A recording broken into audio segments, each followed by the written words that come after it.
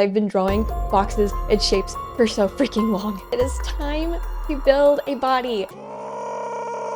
Perspective is the art fundamental I feared the most, but I love my little art babies so much. So for day 11 through 20 of relearning how to draw in 100 days, I am biting the bullet and tackling the one fundamental I have avoided for years. I cannot tell you enough at how much I've improved from just learning perspective alone. Like, I'm talking big level ups in art. This video ends with a bang, so stick to the end and see what I managed to create with this new skill. So slap that like button like it's your husband's booty, and let's dive into the video. What the heck is perspective anyway? We talk about learning art-related discussions all the time, but if you're like me, it's hard to wrap your head around it. According to Tate.org, perspective in art usually refers to the representation of three-dimensional objects or spaces in two-dimensional artworks. Perspective can also mean a point of view, the position from which an individual, group, or people see and respond to. Perspective is the perfect fundamental to follow form, which I focused on in my last video, and where the first 10 days of this challenge are. So we're gonna turn those shapes that we learned in form into 3D. You're about to unlock a superpower with this whole fundamentals of art business, so stay tuned. If you've taken any art classes during school, you might know something called the perspective grid. It's a series of lines flowing towards the horizon line, and the horizon line is quite literally depicting the horizon, the line between sky and ground. Most of life follows a 3-point perspective, by the way, so keep that in mind. As much as I love the concept of perspective lines, I really hate them.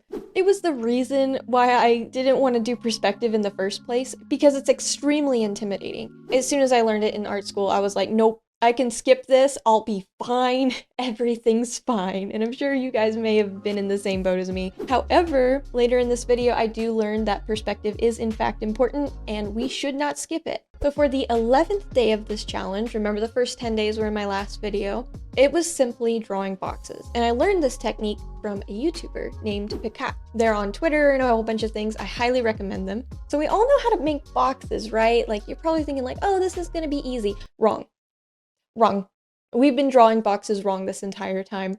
So instead of a box where you would usually think the lines are straight up and down, parallel to each other, however, instead of parallel lines that we use for the squares, we're actually going to make the lines converge to a point. Remember that 3-point perspective I mentioned earlier in the video? This is where it comes in handy. So every single line that you'd think would be parallel will be a little bit diagonal to where it converges to a point. And if you're not sure of each edge of the square, go ahead and extend those lines of the square and see if they make a point. I had to do this like a lot of times in order to get it right, so do not be afraid to mess up the first few times. It will happen. But I basically just drew boxes in as many angles as I possibly can. This took a very long time, but honestly, it is so worth it because it branches on to the next thing that we're going to focus on: long boxes, aka rectangular prisms. For day 12 of the challenge, I turned these into rectangles pretty easily actually, using a technique from Picat's video, and I made it absolutely perfect every single time. So I'm going to show you how to do this technique real quick. So first, find the center of one of the faces of the box, and you can do this by drawing an X. I made mine red here so it's easy to see. Once you find your center, go ahead and draw like a horizontal line based on where you want the rectangle to be long-wise. Extend also the top line up here. That way you will have more room to work with to extend the rectangle. Now all you have to do is extend that X to where it converges to the point of the edge of the square. And then all you have to do is complete it. Super easy to get a rectangle out of that through this technique. So once I got these long boxes down, for day 13, I dove into cylinders. We're getting closer to learning how to draw humans and environments in perspective, by the way, so don't give up yet. So I'm going to show you how to turn these rectangular prisms into cylinders. See how everything's building off of each other? So you'll find your center on the edge of the rectangle just like you did when you were making the rectangular prism in the first place. But we're also going to add 2 more lines, a line going up and down and a line going left and right. So this gives us a really good guideline on where to draw the circle. We're going to have to do this on the back of the long box too. So these first few exercises are super easy. You just have to put some time and practice into it. There really isn't a lot of guesswork since a lot of it is based off of grids, and the guidelines can be really easy to follow once you get used to it. But for day 14, I started getting a bit uneasy when I moved to spheres. I learned a lot of these techniques from Dan Beardshaw's video. I hope I pronounced that right. on perspective drawing. By the way, all of the resources I mentioned will be linked in the description below. Spheres by principle are super easy peasy. Just keep in mind you need to practice more if you don't have a steady hand for it like I had to. But really, it's just drawing a circle, adding 2 ovals within the circle, and that'll turn it into a sphere. By the way, a little small tip, those 2 small ovals that I mentioned are called contour lines, which is super duper important. Don't forget that word. And I know I'm giving a lot of definitions right now, but I'll explain what contour lines are really quick. Those are lines that show how a 2D object is placed in the 3D space. It helps us visualize the 3D aspect of it. So we practiced learning how to draw boxes properly. Then we extended those boxes into rectangular prisms, and we also mastered cylinders and spheres.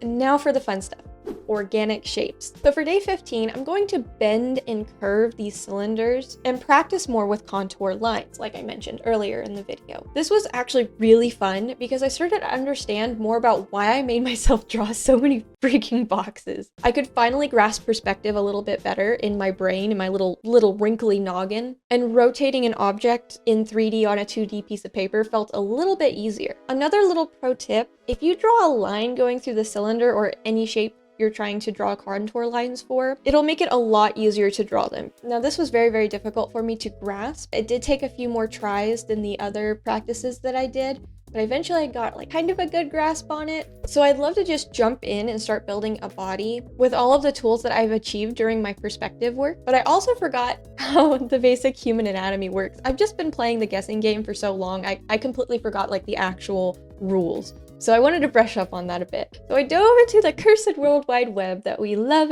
so very much, and I found this amazing site. It's basically a huge how to draw textbook, and it helped me out greatly. Again, I will link all of these resources down below for you.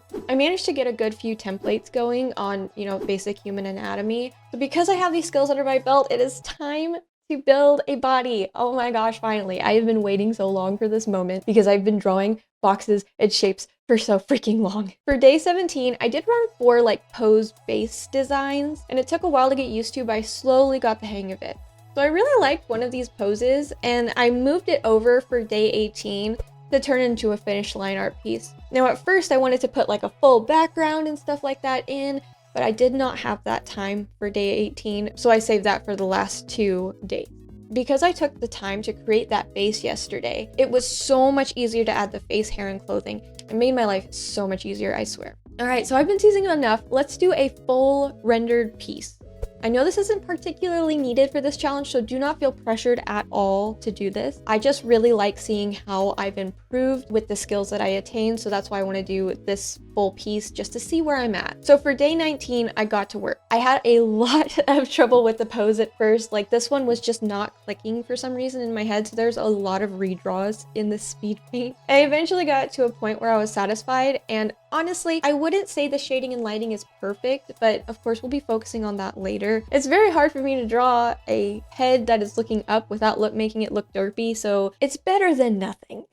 Have you ever drawn a piece and you just know you've leveled up with your skill as an artist? Like you can feel it, like it's like a Super Saiyan mode, ultimate power type of moment where it feels like you can draw anything. This was my day. And it was perfect timing too, because it was the last day. So I received a request for a commission from one of my close friends. I do not accept commissions from anyone as of yet, just close friends right now. And they wanted to do like a Pokemon and me commission where they have their partner Pokemon and their trainer OC in an environment. I decided to do a slice of life vibe since that seems to be pretty popular with Pokemon fan art and official content lately. So I wanted to jump on the bandwagon, and it seemed really nice to draw. So first, obviously we are utilizing all of our tools with perspective, so I have created a full background in perspective with the help of the Procreate's drawing assist tool. So I spent around 30 minutes looking at Pokemon official art to grasp that art style because my commissioner did want it in the Pokemon art style. Honestly, I really didn't know if it would work out because this was going way out of my comfort zone, like full background, outside of my art style, different color palette, different shading style. But I'm so glad it did work out. Honestly, it felt amazing putting everything that I've learned these last few days into one finished piece. And I think day 20 was a success to say the least. Also, the process was a lot faster since I did the shading a certain way It was just a blue multiply layer and a purple overlay layer to give the late night TV kind of lighting. So yeah, this is day 20 of drawing every single day. But yeah, feel free to join me in this challenge. I'm here for you. This is to help you and I draw better together. If you want more info about perspective, again, check out those references I linked below. I could not thank them enough. Like, these resources helped me out, and I hope they can help you out just as well. A new episode will come out next week on Sunday. We will be learning about character design and basic human anatomy, which I think is a great branch off from this episode. Don't forget to subscribe and hit that bell notification. So many more videos are coming soon, and I don't want you to miss out. Anyway, love you all. Have a good one. Bye-bye.